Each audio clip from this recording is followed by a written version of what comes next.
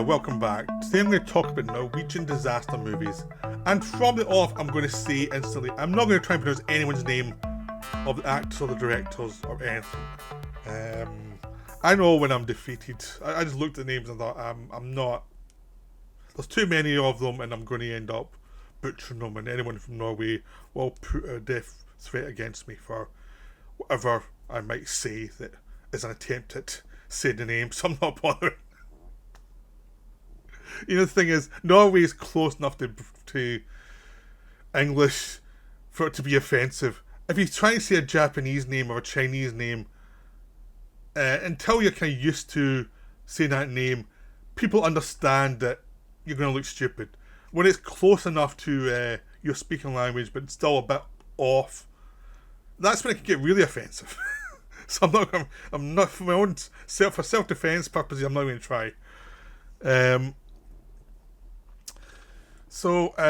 These are, I got into this mood of watching Norwegian disaster movies a few weeks ago, and hence this video. But they are enjoyable ones. I mean, so they've got The Wave, The Quake, and The Burning Sea, all by the same producers. The Quake and The Burning Sea are the same director. The director of The Wave went on to do Hollywood films like Tomb Raider, and then he made I think it's Troll for Netflix. So he's went off from The Wave to big success. So they had to replace the director was too successful. They needed to replace him with someone else. But these are enjoyable films. I liked all three of them. I would say The Quake's the weakest of the three, because they didn't really the budget to go full on with an earthquake the same way you'd hope for. But the Burning Sea and The Wave had the budget to be able to do limited special effects and a lot of practical effects that made it work a lot better. So these, for Norwegian films, these are big budget. For Hollywood, these are low budget. The good thing is they understand their budgeting so that you don't have the money to have a disaster movie that starts big and keeps getting bigger. It's like you have to spend the first half of the film doing the setup to the event, and then the event happens. Which is good because it means you can do character stuff. Which the big thing about disaster movies is, if you don't like the characters, you're not going to be that affected by it. I mean, I saw San Andreas recently, and the big problem with that film was there was such a rush to actually get to all the action that the character stuff was kind of weak. And it was do you like the actors rather than what the characters they give them are. That was what they were relying on, rather than actual characterization. And this one, they don't have that. They've just got character actors from Norway. So they have to give them good dialogue, and they have to give them a good setup, and which they do. So the first one, The Wave, is this geologist who's been watching this area of Norway, which has a mountainside that is very kind of fragile, and if there's an earthquake and the mountain collapses, it'll create this big tidal wave that could cause lots of damage. So this guy's moving on from that job because he's got another job planned from the Norway geological department elsewhere. It's a bigger job, it's an office job, it's more of a responsibility. So he's been promoted basically. So this is his last day in this area with this team that he's spent a lot of time with. And he's just finishing up his job. His family's going to be moving out as well with him. But there's little things going wrong with the readings. Something's off here. Something's not right.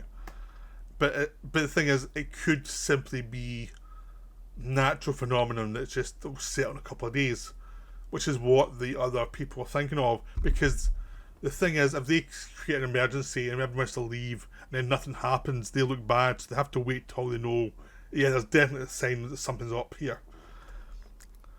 So initially when he's seen that, everyone's thinking, just go to your other job, just go away, stop bugging us, because you're obviously been paranoid, you're trying to find out things to do because everyone knows you're a workaholic.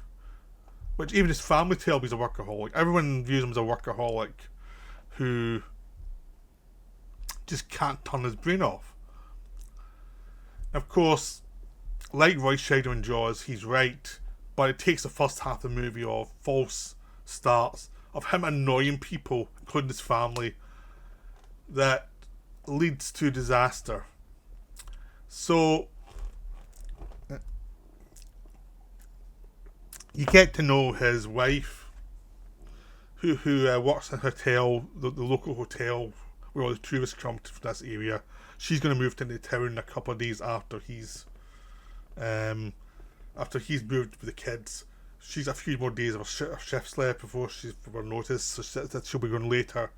You get a son who's 16 and on a skateboard, and he's listens to music a lot, and he's not very communicative, but he's just a 16-year-old. He's trying going through a tough time. He can't say anything about it. He doesn't really want to leave. There's a young daughter who's very close to her father, bonded with her father, and the man and wife both have a good relationship. But he can annoy her because she's used to his workaholic tendencies. So sometimes she just wants to slap him, and she's the more practical of the two. She's the one who can sort things, and it's like she's aware of what he is and what he's like. So as they're leaving, he sees another sign of a problem. He works out what the problem actually is, so they have to stay there for an extra day so he can warn the people. No, the thing we're worried about isn't actually going to happen. We misunderstood one bit of information. Of course, by the time he gets to them and gives them that information, it's too late. Because, yes, the people go up and check it out, and then as they're up and checking it out, all hell breaks loose. The earthquake comes, the thing collapses, the wave comes, and you get the second half of the movie where they're trying to get to high ground to avoid the wave. His wife and son are still in the hotel, which is the big hotel, when the wave hits. He has to get his daughter out, then go back and try and help them, which allows them to see all the devastation of the town. And this is a really well-made movie about him trying to rescue his family. And so it's very simple. The thing is, it's about him and his family in this disaster zone, so you understand the stakes. It's all personal. They don't have to do massive stunts or anything. They just have to have that tension of him getting his friends and family out, and what the consequences, what's going to happen to them. You have a lot of near misses. You have a lot of tragedy. People died who you like in the film. A lot of people survive, but it's like he gets a lot of people out. A lot of people survive because he was thinking quickly. And it's just a very good, tense film. It works really well. The drama works. The effects work when they're there. But you know it's a lower budget film, so they can't go crazy. But it means they just have to use the effects they have. And so the wave is a force rather than something that does any crazy things. It's just a force of water. And it's what the consequences on other things it hits. So the wave is wonderful. I'd highly recommend it. Go and see it, because it is a very simple thing of, yes, we need to save these people. We need to get everyone out as quickly as we can, and then you need to find your family. Very basic stuff. Works like gangbusters. It's a perfect example of how to do a disaster movie right, and it puts Hollywood to shame because none of their disaster movies are anywhere near as good as this. Then we get the Quake, which is a sequel to The Wave, with the same characters, and that becomes the big flaw straight away. As this film is sort of like what Die Hard 2 is to Die Hard, really, in the sense of it's a retread, and it's not as good. It's a different director, the same actors. It takes place a year or two later. The geologist we saw in the first film, he's got post-traumatic stress, the whole thing. He's separated from his family. He just feels guilty. He never got around out in time. But then he receives information from a fellow scientist who says there's a problem with these earthquakes readings. And he thinks there's going to be a big earthquake in the centre of Norway, in Oslo, and he's like, and this guy dies in a tunnel mini quake. So the character has to come back from where he was, because he's hiding out where the wave hit in the first film. He has to come back to town into Oslo, where his family is, because they all moved to Oslo after the disaster.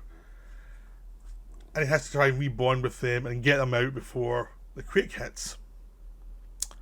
But no one believes him because he's been psycho for 2 years. And he's a very minimal proof. So it's essentially a rerun of the same film. And the problem is, because this guy's been proven right before, you're thinking, just listen to him. It just becomes that thing of, in the sequels, it's like, just listen to him. He's got experience of this shit. Come on. And it's also the problem is, some of the actors from the first film are back, but you feel they're back for a limited shooting time. It's like the actor playing the son's in it for like 5 minutes. You get him one or two little scenes, then there's a scene where he's under threat of the quake and he survives, and that's it. It's like, obviously done a job somewhere, and they come back and did this thing in about a week at most. The actress playing the wife, she's in it for, like, I would say about 20 minutes, and then she's killed off, and in a way it's very deflating, and it's like during the earthquake, and it's like, Jesus, this is why it should have been a different character. They should not have had the same characters. They could have rebuilt it.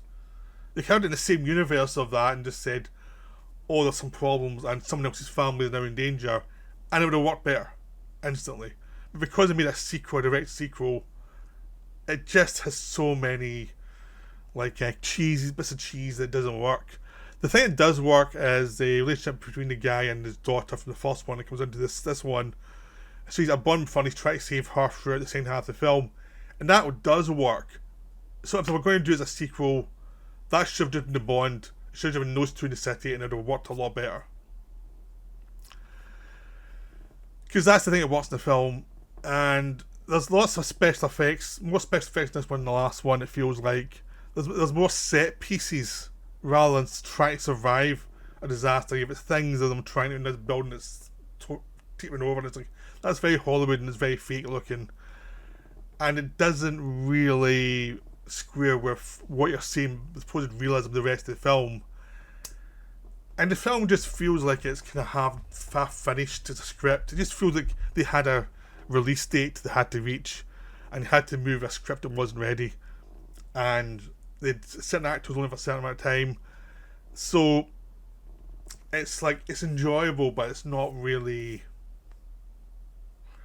It's not even near the same league as the first one. It just feels like it was like, it should either have been a different family, which would have given them a bit more space in the writing to do things, or they should have spent more time in the script, because there's a lot of people doing things that are stupid if they've already been in a situation like this before, that just makes the characters look dumb, and you've just got that. So if the characters had been in a situation like this before, it would have been more understandable. It's just that thing with the sequel is, you can't have characters being really stupid, because or naively when they should know better, which makes them look stupid. It's that thing, that problem of this film.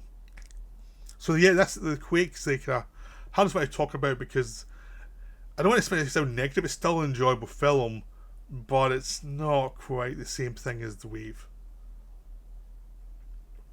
The Burning Sea is a much better film. Same director as Quake, but it works a lot better. It's not as good as The Wave, and it didn't actually get that great reviews, but I enjoyed it a lot more than the Quake.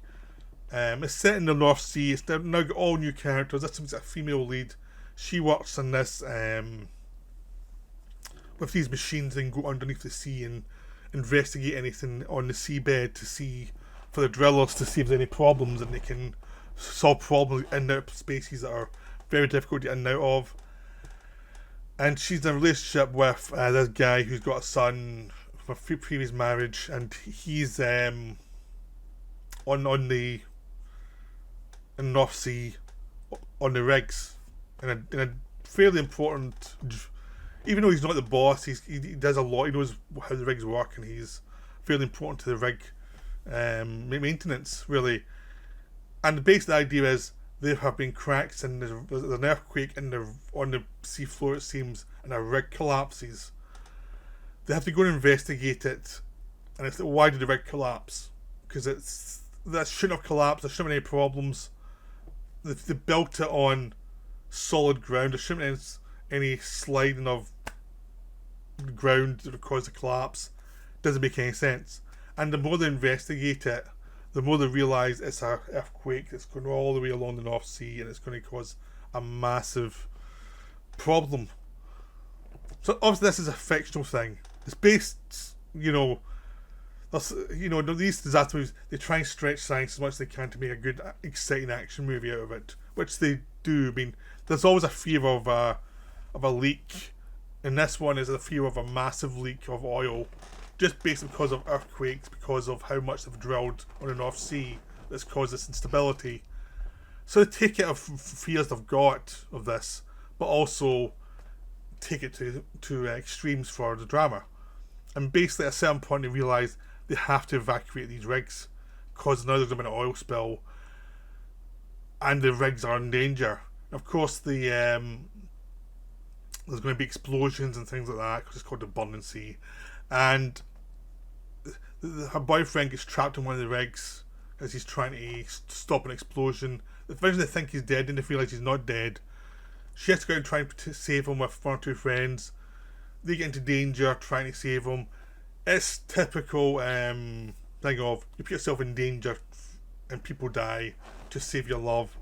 Typical thing like that. But it's done well. It's like no one's going out to put themselves in danger for any really stupid reasons. Like they think there's a get out to actually get back quickly. It's not like they're thinking this is going to be like the end of the world fall or anything. It's just that things go wrong and things are unplanned. This is not as perfect as a genre design as The Wave, but it works what it is, which is the idea. It's a novel place, the oil rigs. You don't get many action movies in an oil rig, and you've got like a problem of the entire floor might leak and explode because some of these things are on fire, and also they realise to stop the oil leak they have to burn it out, so they have to get away from this thing before the thing burns, and if they don't, have to find a way around that.